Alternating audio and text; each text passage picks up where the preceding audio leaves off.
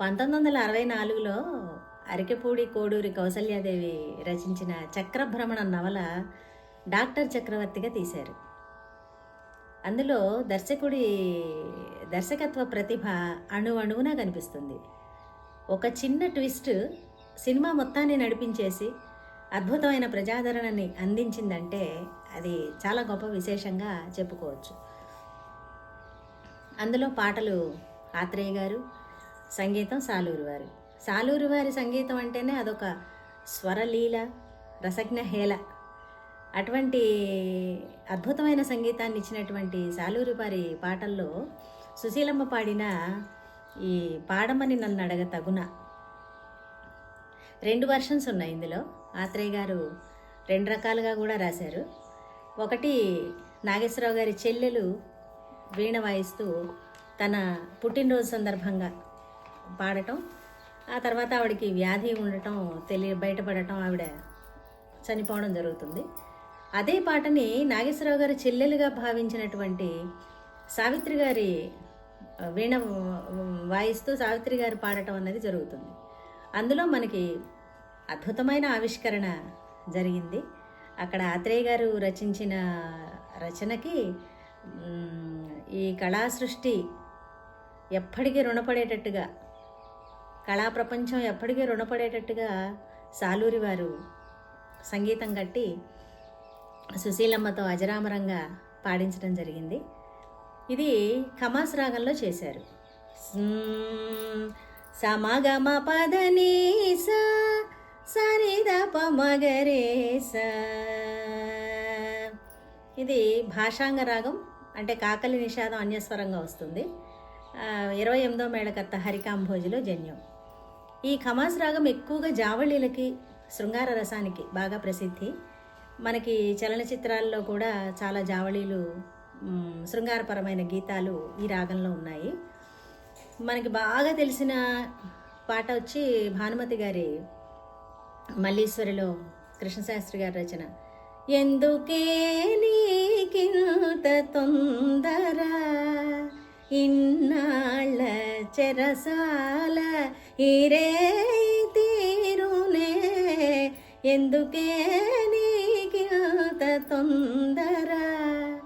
ఒక్క స్వరం కూడా మిస్ అవ్వకుండా భానుమతమ్మ పాడినటువంటి ఆ పాట చరిత్ర నిలిచిపోయింది. అలాగే కలికితురాయిగా సుశీలమ్మ కిరీటంలో వచ్చినటువంటి ఈ పాట కూడా మొదట ఆలాపనతో మొదలవుతుంది. ఈ పాట గురించి 2 ముక్కలు చెప్పుకుందాం. ఆలాపన 4 బిట్స్గా వస్తుంది.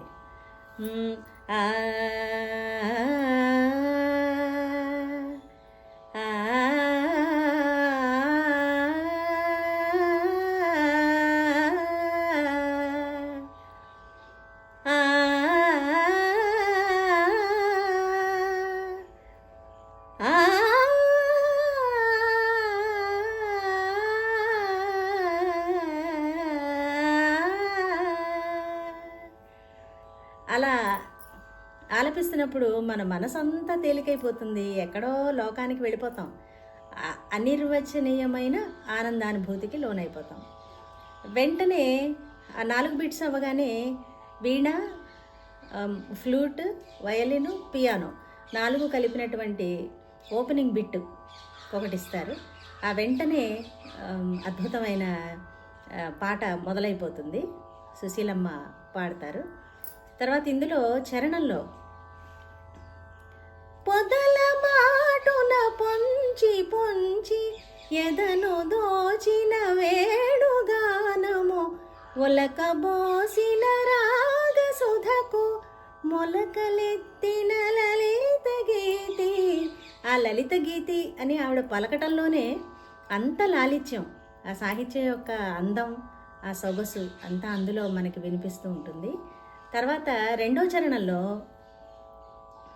షావుకారు జానకి గారు, సావిత్రి గారు, నక్కినే నాగేశ్వరరావు గారు, జగ్గయ్య గారు 4 కూర్చుని ఉండగా సావిత్రి గారు వీణ వాయిస్తూ పాడతారు ఈ పాట. షావుకారు జానకి గారు చాలా అసహనంగా కూర్చుని వింటూ ఉంటారు ఆ పాటని. ఎంతసేపు ఈ కార్యక్రమం వెళ్ళిపోవాలి, మేము మీటింగులకు వెళ్ళాలి, సభలకు వెళ్ళాలి అనే తాపత్రయంతో ఉంటారు ఆవిడ. మోడ్రన్ లేడీగా, క్లబ్బులకు వెళ్ళే లేడీగా ఆవిడ అందులో పాత్ర. సావిత్రి గారేమో సాంప్రదాయకమైన పద్ధతిలో సంగీతం, సాహిత్యం, కుట్లు, అల్లికలు, వంట, నిదానంగా ఉండటం, అర్థం చేసుకోవడం, ఎదుటి వాళ్ళని అణకువ, ఇవన్నీ ఆవిడ సొత్తు అనమాట, గుణాలు. కనుక ఈ రెండో చరణంలో సావిత్రి గారి హావభావాలు ఖచ్చితంగా చూడాలి మనం. అక్కడ రెండో చరణం వచ్చి, చిలిపి అల్లరి తెలిసినంతగా వలపు తెలియని గోపకాంతలు మెచ్చలేరే వెచ్చని హృదయాల పొంగిన మధుర గీతి. ఈ చరణం పాడుతూ వీణ వాయిస్తూ షావుకార్ జానకి గారిని చూస్తూ ఒక నిరసనగా, అంటే అల్లరి చేయటం తప్ప, హడావిడి చేయటం తప్ప, గోపాలుడి వలపుని తెలుసుకోలేక వలపించుకోవడం తెలియని గోపకాంతలకి ఇటువంటి మధురమైన పాటలు ఎలా తెలుస్తాయిలే అని నర్మగర్భంగా ఆవిడని చూసిన చూపు మన హృదయాల్లో తిష్ట వేసుకుంటుంది. అంత అద్భుతమైన నటన సావిత్రి గారి సొంతం అందులో. అలాగే మూడో చరణంలో, ఎవరు లేని యమునా తటిని ఎక్కడో ఏకాంతమందున నేను నీవై నీవు నేనై.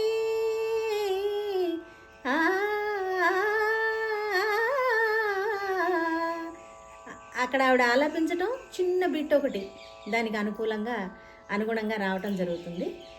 నేను నీవై నీవు నేనై పరవశించే ప్రణయ గీతి.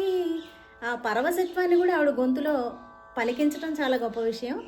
తర్వాత భర్తని అనురాగపూరితంగా చూసుకుంటూ మనిద్దరము ఎక్కడో ఉండి మనం పాటలు పాడుకుంటూ సరదాగా గడపవలసిన సన్నివేశంలో వీళ్ళందరూ ముఖ్యులు, వీళ్ళందరూ చేరటం అన్నది అది న్యాయం కాదు అన్నట్లుగా భర్తని పాడమని నన్నడగ తగున పదుగురెదుట పాడనా అని గోముగా అదిలిస్తున్నట్టుగా ఉంటుంది.